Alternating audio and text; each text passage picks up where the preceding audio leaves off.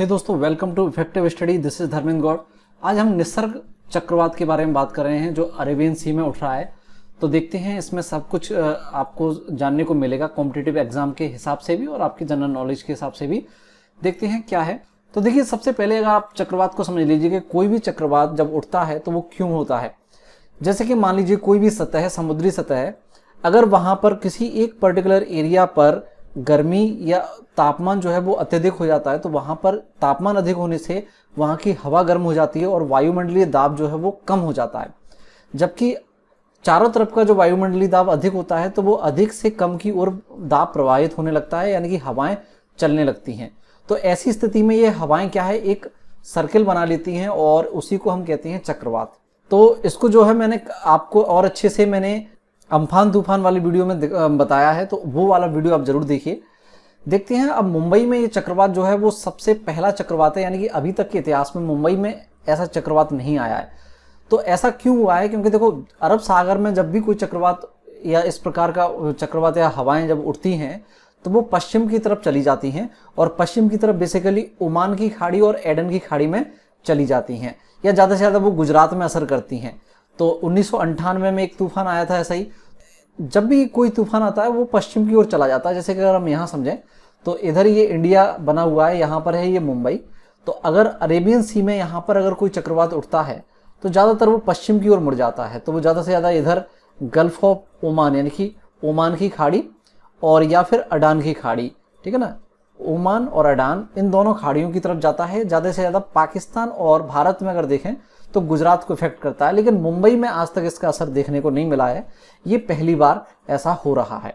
तो देखते हैं अब शासन प्रशासन की इससे लड़ने की क्या तैयारी है। तो देखिए, राष्ट्रीय आपदा रिस्पांस फोर्स ने जो है वो 16 टीमें तैयार की हैं, जिसमें से 10 टीमें जो है वो तटीय जिलों में लगा दी हैं, जिनमें से 3 मुंबई में और एक पालघर में और एक दहानू जिले में है।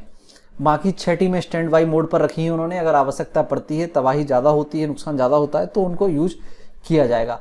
और ऐसा कहा जाता है कि कहा जा रहा है कि इसकी वजह से जो है वो तापी और तादरी नदियों के बीच में जो पश्चिम की ओर प्रवाहित नदियां हैं उनमें बाढ़ आने की हालत जो है वो बन सकती है। अब देखिए, सबसे महत्वपूर्ण चीज़, इन चक्रवातों का नामकरण क्यों किया जाता है, कैसे किया जाता है, ये हमने अम्फान तूफान वाली वीडियो में भी समझा था।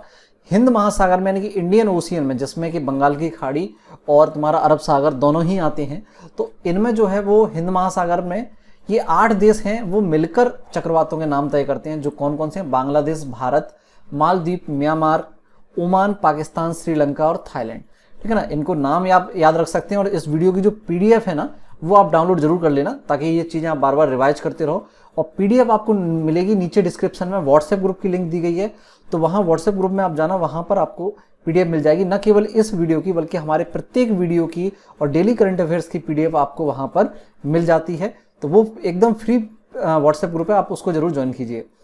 साथ ही अब देखें, इन चक्रवातों को जो नामकरण है वो क्या है कि नाम जो है वो दोहराया नहीं जाता, यानी कि एक बार जो नाम इस्तेमाल हो गया वो दोबारा इस्तेमाल नहीं किया जाएगा। और ये जो प्रक्रिया है वो 1900 में स्टार्ट हुई थी, ताकि इनके नामकरण से, इसका नाम प्रयोग करने से न्यूज में दर्शाया जा सके, लोगों को चेतावनी दी जा सके, बचाव अभियानों को रेडी किया जा सके।